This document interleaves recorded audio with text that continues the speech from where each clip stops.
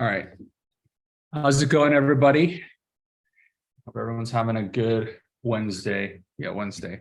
So I think with the amount of people here, I think some of you may have attended before. I've seen some familiar names and some of you might be new.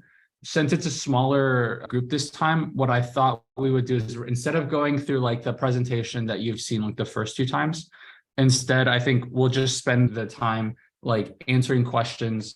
And if people want, if they feel comfortable with, we could have a conversation about anything that y'all have questions about. So if you want to speak, if you want to go on camera and just have a conversation about being a Salesforce developer or passing the PD1 cert, this could be like a more like intimate or like more personal like forum for having conversations around these topics. So I just wanted to broach the topic. And if you want to do that, I believe all you have to do is ask to mute or put a comment in the Slack channel. And I'm sorry, not the Slack. Yeah, and the Zoom chat. And we can go ahead and open up the forum where we can have a conversation where you can ask your questions. That's yes, thanks, Dante. Thank you. Of course, feel free to post any questions or comments that y'all might have. And I think with that, I'm just going to start to go through some questions that have been asked, either to me personally or that have been asked before and I haven't had the chance to address on this forum yet. So I think before I do that, I want to drop in the swipe file for anyone who is interested in taking the PD1 cert. So for those who aren't familiar, that swipe file exists as a resources that I think are useful in your journey to passing your PD1 certification and or becoming a Salesforce developer. So there's some links to courses that people have created to help you get an understanding of what does a Salesforce developer do? What are the LWCs and Aura components that I should learn to build so that it gives me an understanding to pass the exam? How do I prepare for the exam? What's on the exam? What comprises it? What should I be learning? And so I think this is going to be a great resource for you in your journey to passing the PD1 exam.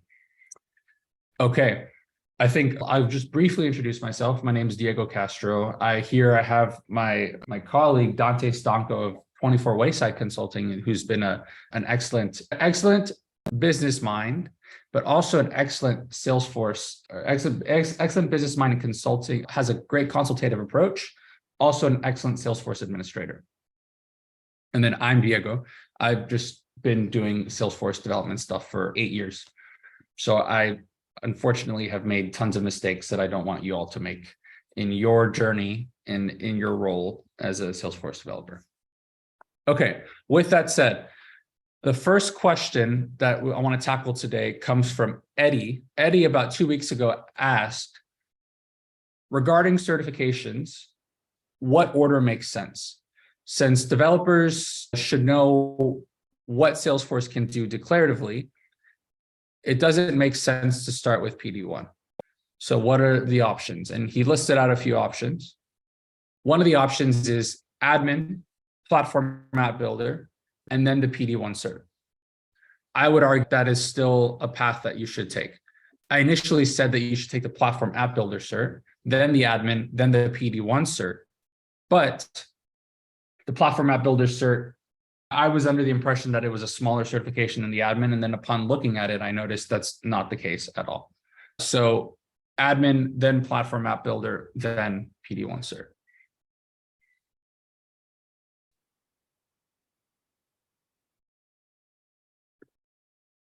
And then I believe I had addressed this question, but I'll just go ahead and repeat it just for the audience as well, which is most sprints, or so there's a Clicked. Clicked is a business analyst. Clicked is a business analyst. It's a program for aspiring Salesforce business analysts and admins, but there's not really a program for developers. And the question is if there's any similar project experience that aspiring developers can have to participate in on a controlled environment.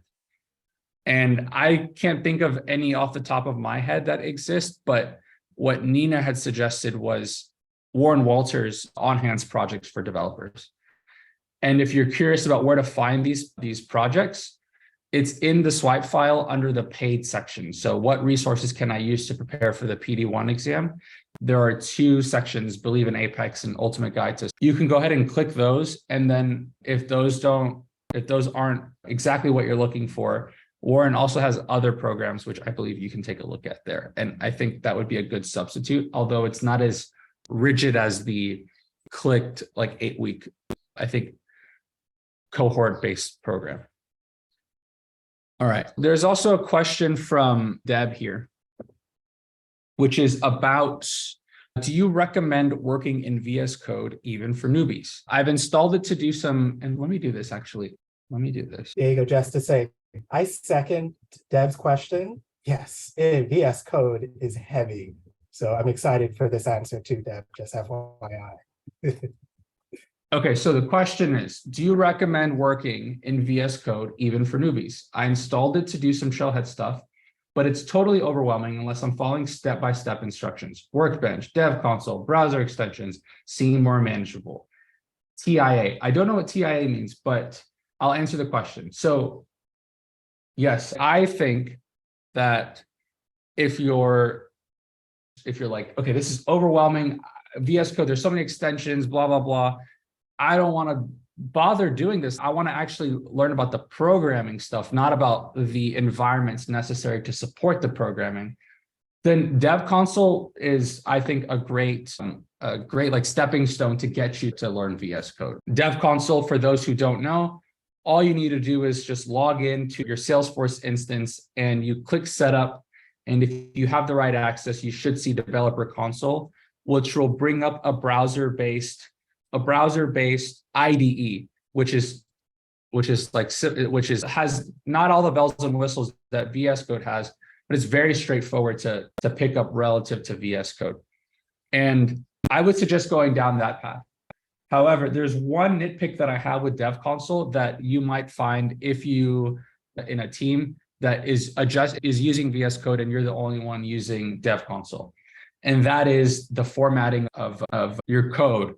So when you indent in Dev Console, the formatting is off. I don't like the formatting. Versus in VS Code, you can control the formatting. That's the only real thing. But I use Dev Console, and then I went to Sublime, and then I went to VS Code, and now I'm stuck there. So like what you're suggesting isn't. We're not committing heresy if we use Dev Console. That's my approach there.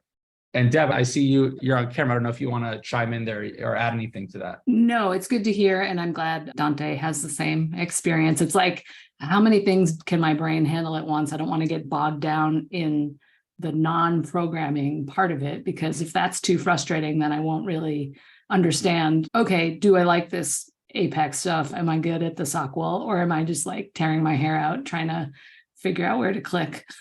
Yes. Thanks. And what I would say is Matt Gary has documentation. Okay, if you're getting started just with VS Code, like how do we get from 0 to having it installed?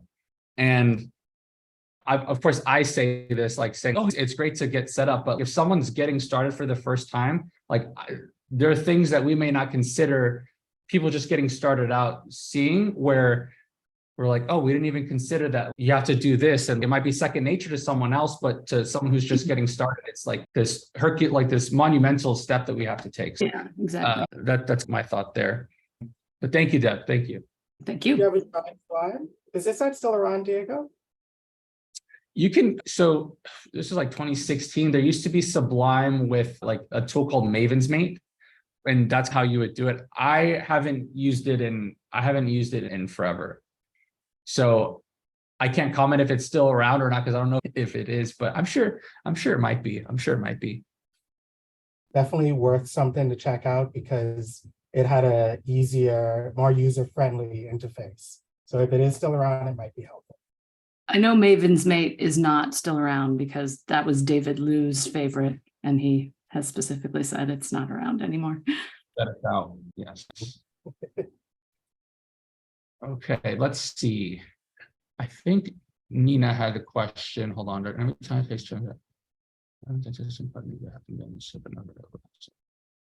Okay, so Nina has a point that I want to address, and I'll put it in here. I think that I'm still sharing my screen. Yes, y'all can see me adding it. Yep, we could see. Okay, so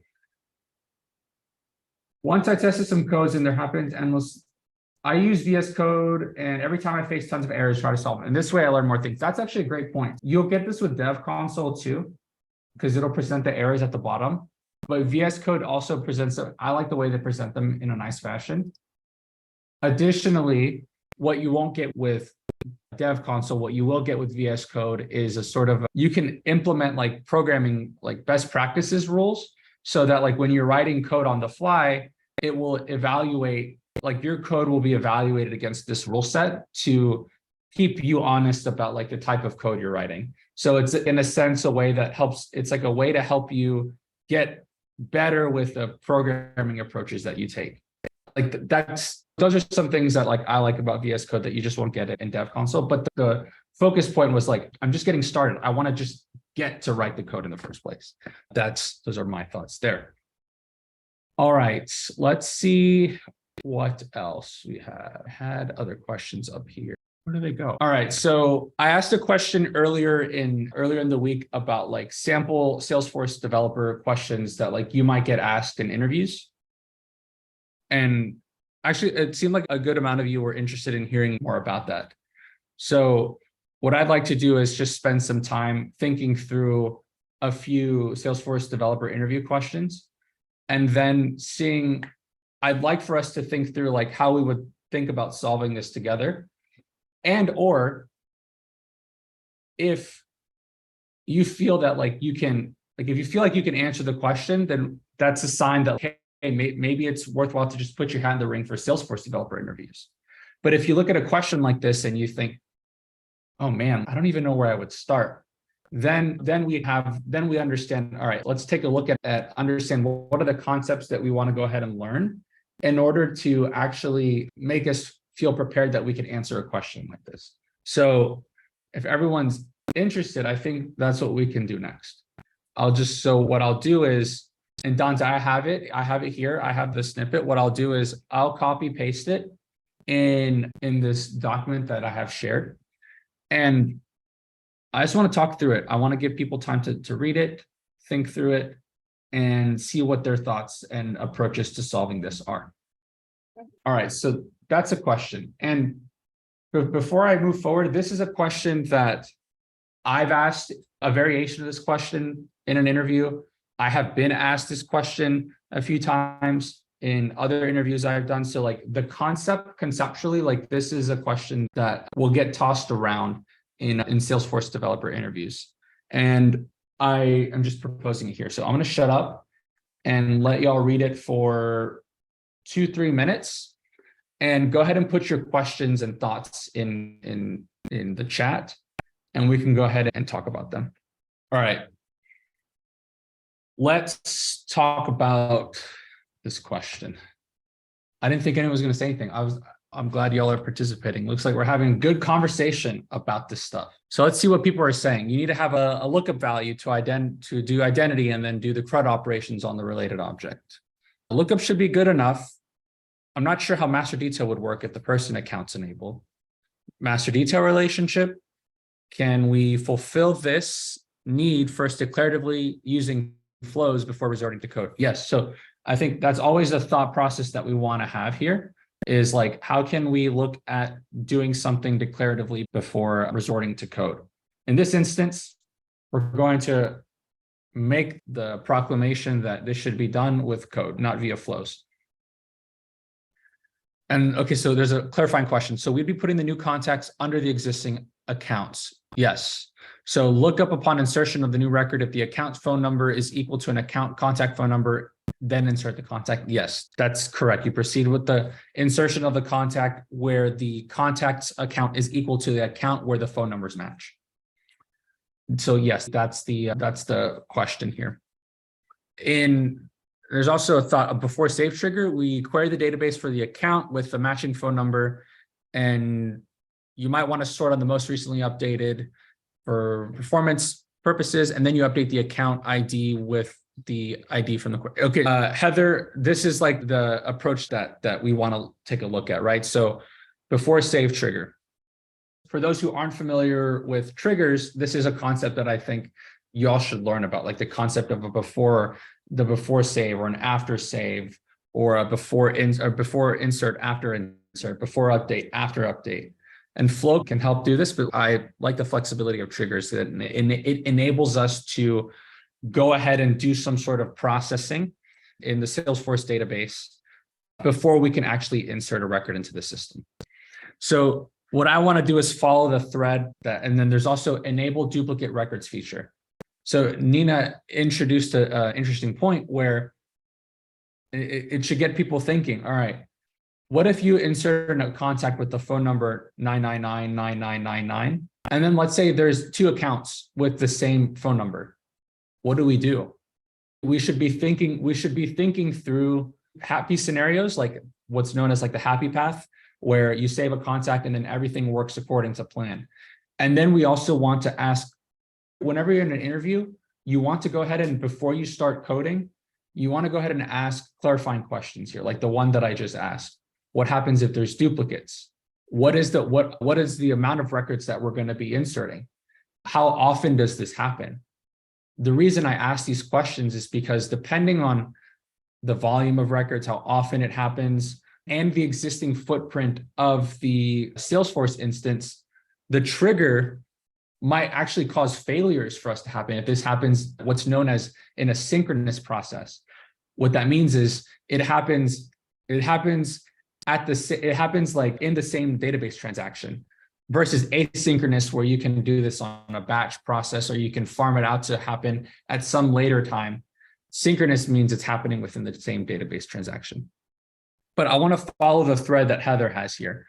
Before save trigger, you query the database for the account with the matching phone number, and then you just go ahead and process it.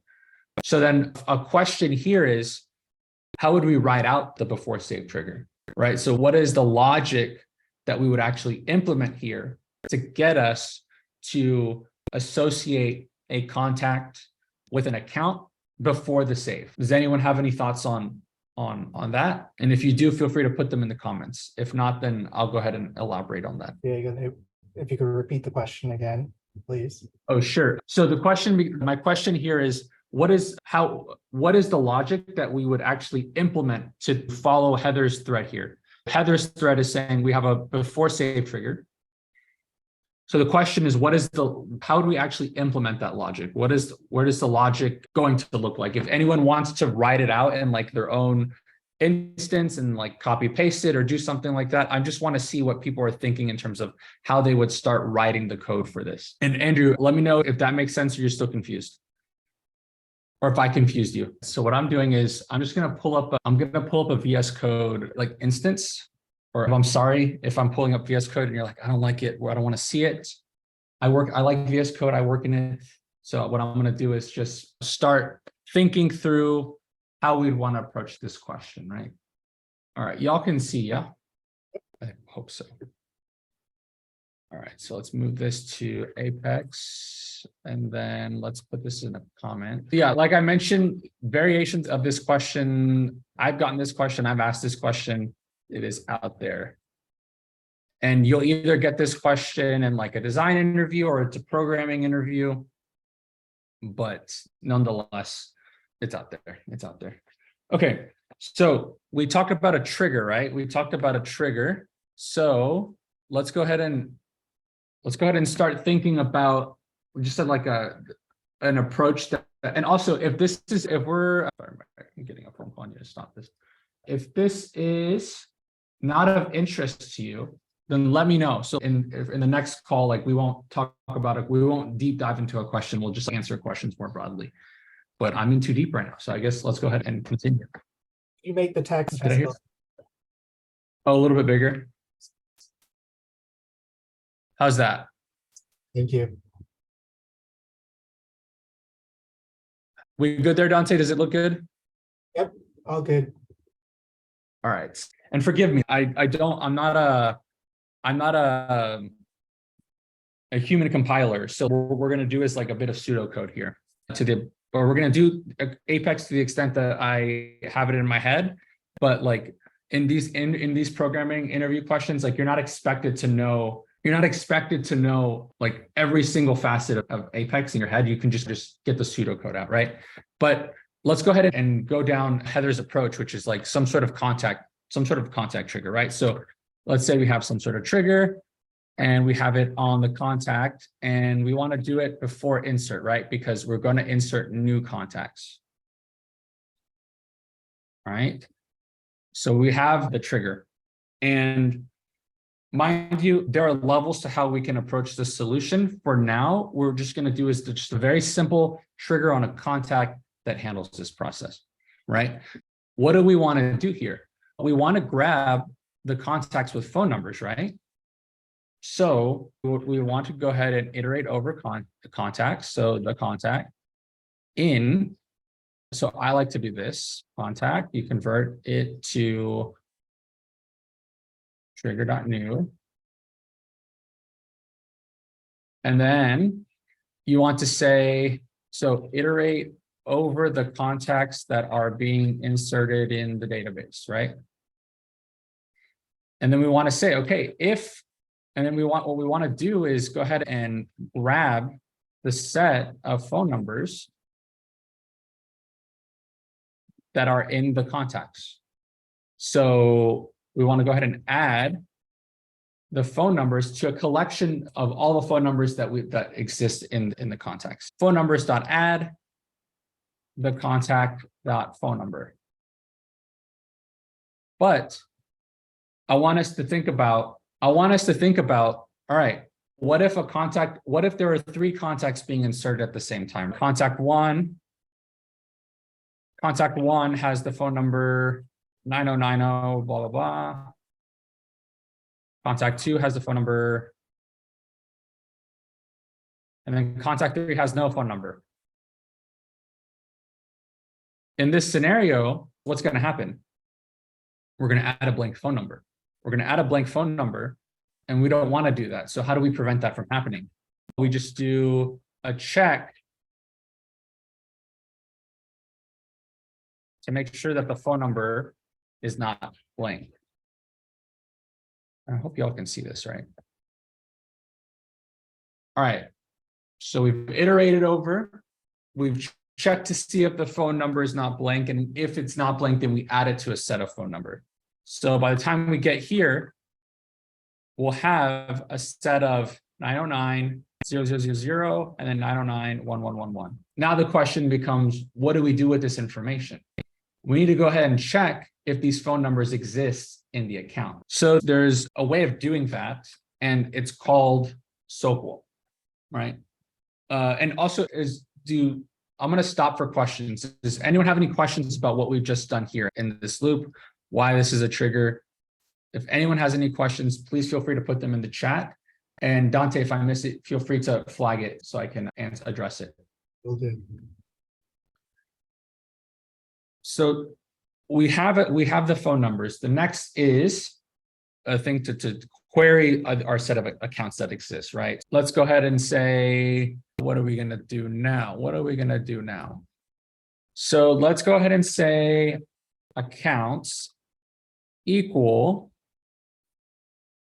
select ID phone number from account where the phone number is in phone numbers, right? Or it's in the phone numbers. So this is grabbing the phone numbers from accounts where the phone number is in these phone numbers. Okay. The phone numbers from the contacts are in these things, right? And then what we want to do is, all right, how do we associate the account ID? So let's say we have an account. Its ID equals 1, 2, 3, 4, 5, 6, 7, 8, 9, 10, 11, 12, 13, 14, 15. And then the phone number is 909-1111. So the question is, how do we set the contacts account here to be this via the phone number? How do we do that? I'm going to stop and ask questions if anyone has any ideas about how we would continue on with this code.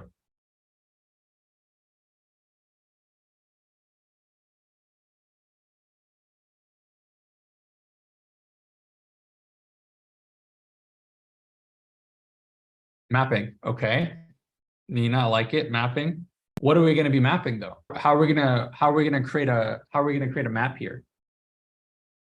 What are we mapping? What's the key? What's the value? What are we doing?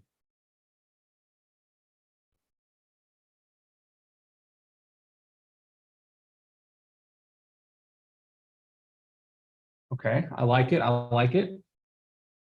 Okay, so you have a map of string to an account. So here, let's follow that thread. Let's follow that idea. So for those who aren't familiar with maps, think of them this way. So you have a value. So let's say you have a value 909,0000, and then it points to a value, this account ID.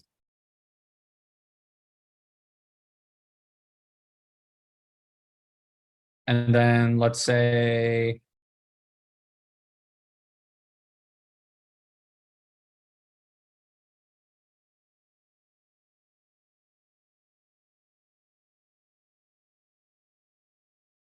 all right, so let's say that this is a map, right?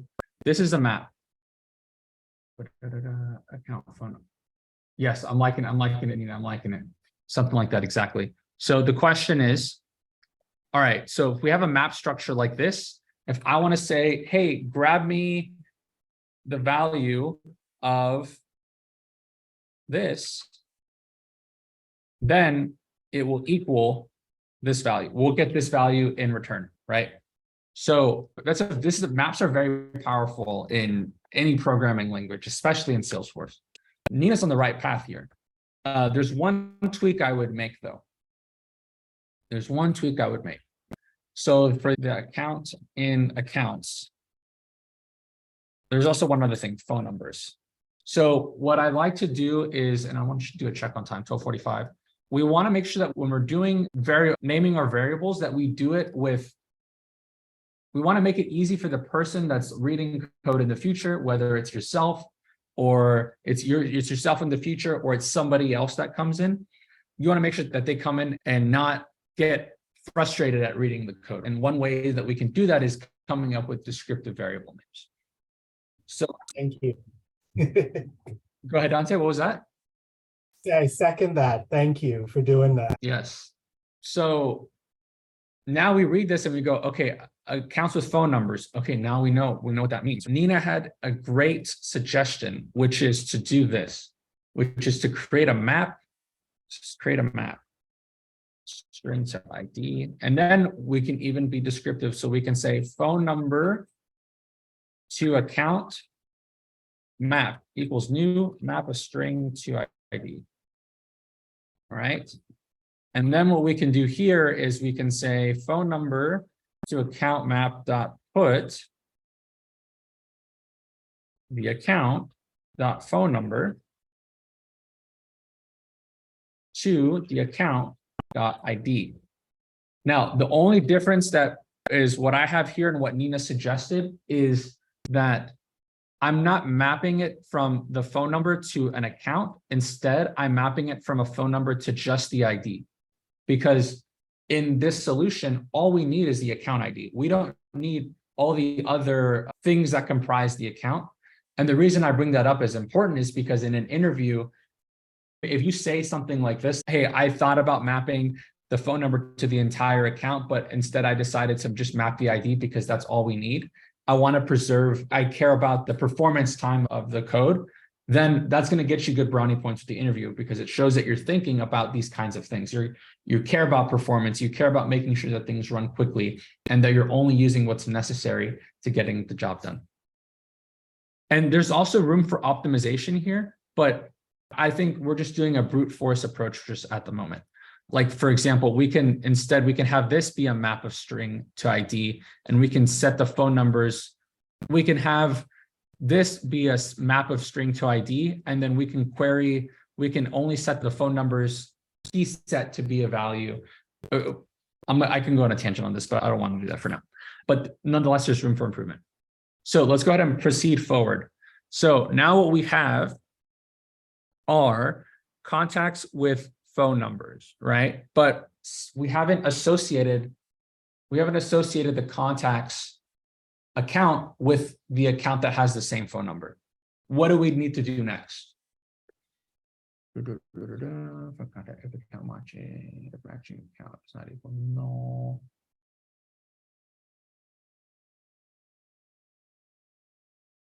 Okay, yes, exactly. We're on the right path here, Nina. We're on the right path.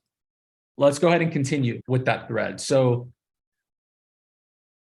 now what we've done is, so let's just go ahead and say, now we want to query accounts with the phone numbers.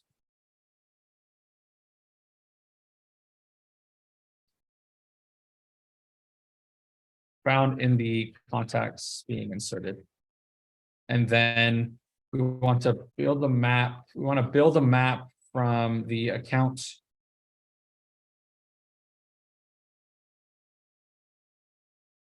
And then lastly, we want to go ahead and associate the contact's account ID to the account with the matching phone number.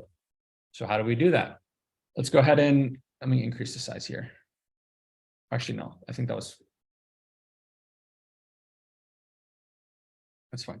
So for the contact in trigger.new, we want to convert this to a list of contacts, right? Now, what do we do? How do we check? How do we check that the value that we have in the phone number is found in the map here? How do we do that? I'm going to do a time check. Okay, let's just rush. Let's run through this. If the accounts with phone numbers contains the contact.phone number. So what are we saying here? If what this means is we're going to do a search on the values on the values here. If we find that the contact's phone number is in the map, then we have a home run, right? We know that we can grab the ID and we can go ahead and associate it in this trigger. If that's the case, we want to set the contacts dot account ID is equal to the accounts with phone numbers dot get the contact that phone number.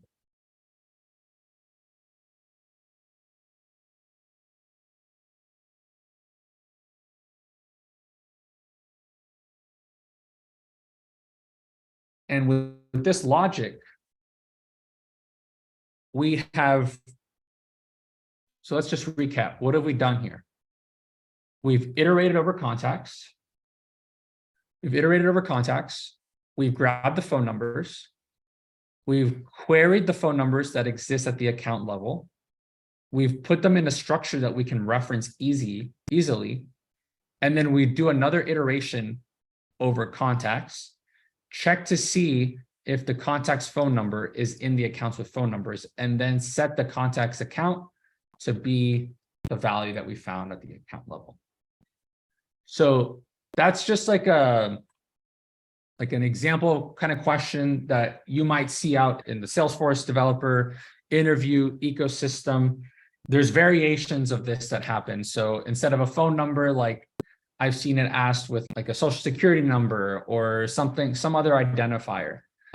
There's ways of doing it, but I'll stop and ask if anyone has any questions or if this is helpful at all. I think, what are we at? Got 8 minutes left. Appreciate it, Heather. Thank you.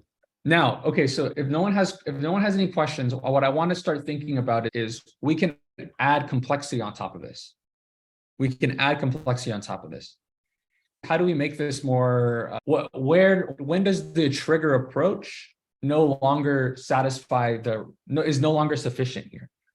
What do I mean by that? So let's say you're inserting 100,000 contacts at the same time, and you run into scenarios where you run into governor limits, and this trigger only works on before insert. Or let's say it failed on an insert and you still want the process to run again. We have to start thinking about ways to scale with the business and still perform this function of associating contacts to accounts. How do we think about doing that? What are the avenues that are at our disposal that we can use to still satisfy the business need? Because let's all take a step back and say, yes, we can like how we write our code. It can be clean, it can be concise, it can be all that. But what's important is that we're actually doing stuff that is moving the needle for the business, right? That's why we're employed, or that's why we work for, that's why we consult. That's why we do this. It's effectively to do that. So like, how do we figure out what's at our disposal to help the business out? And so we can, like, if let's say we had more time, we would move into what is the next phase of improving upon this? How can we make this more, how can we help this be more scalable? How can we help this be more secure? These are things that we want to start thinking about. Thank you, Eddie. I just saw your comment. So these are just kinds of questions that we want to start thinking about. Batch Apex, maybe, right? Exactly, right? So batch Apex might be something that's at our disposal. So that might be at our disposal here. So we run this on some sort of cadence in the future where we say every 5 hours we run this, or every hour we run this. But then the question becomes, what kind of problems could we run into there? How many jobs are currently being scheduled at the time? Could you run into scenarios where you have too many concurrent batches? Like, these are things that you want to start having, you want to have a conversation with your interviewer about these things, because one, it shows like, you know what you're talking about. And then two, your focus isn't the solving the immediate task at hand. It's thinking about the bigger picture and why this is necessary in the first place, which is going to differentiate you from like the other candidates that are just only thinking about, okay, if I get the trigger right, if I get this part right, then like I'm a shoe-in. Not necessarily. I feel like I'm gonna ram. Qubit Apex, yes, that's also at the disposal too. Dante, I see you coming on camera. Anything you want to add? Yeah, I'm being the bad guy, bringing up time, and also that in the swipe file, we have the link for our Slack group for anyone that isn't in there. And we have a question section to post questions, or comments area. So anything we don't get to today that everyone found really interesting and want us to continue the conversation, make sure let us know there. And that way we can make sure we add it to next week's session for you to continue talking about it. Yes. Thank you, Dante. With 3 minutes left, I thank you for holding me accountable for time. What was I going to say? So we got about 3 minutes left. Next week will be the final Salesforce Developer Office Hours sessions. I don't know what will happen after that. Maybe we'll continue doing them on a cadence, or maybe not. If y'all found this helpful, let me know, and it can help us tailor like what to focus on in the next session. But other than that, if anyone else has any questions, thoughts, concerns, feel free to put them in the Slack channel, put them in random, put them wherever you want. But I hope that y'all got value out of this. At the very least, if you see this and you're like, I don't want to be a Salesforce developer, then I hope that it helps you in that path too. If you look at this and you're like, I don't know what's going on, but it's interesting to me, I want to go down this path, then more power to you. And let's figure out ways that we can help you get on that path. But that's all I have. I don't have a survey, Nina. Feel free to send me information directly. Give us feedback wherever you feel necessary. My email's on that swipe file. So if you want to send me a message, I'm also on LinkedIn. With that, we have 2 minutes. I'll stay on for 2 minutes if anyone has any thoughts that they want to share. Following in Slack. Is that like a poll thing? Probably do that. Okay.